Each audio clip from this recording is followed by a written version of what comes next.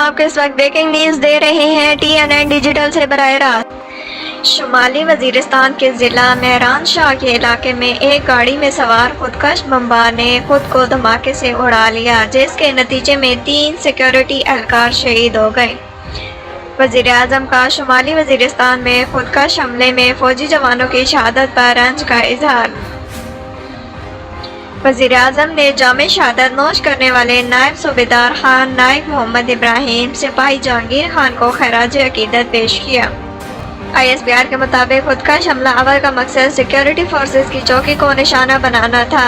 ISPR के मुताबिक धमाके के नतीजे में नायब सूबेदार खान नायक मोहम्मद इब्राहिम और सिपाही जहांगीर खान शहीद, जबकि 3 बेगुनाह शहरी शदीद जख्मी हुए।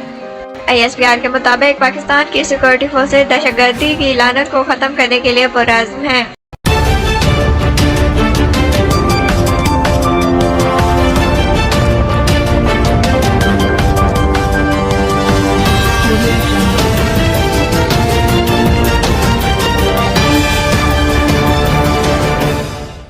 TNN Digital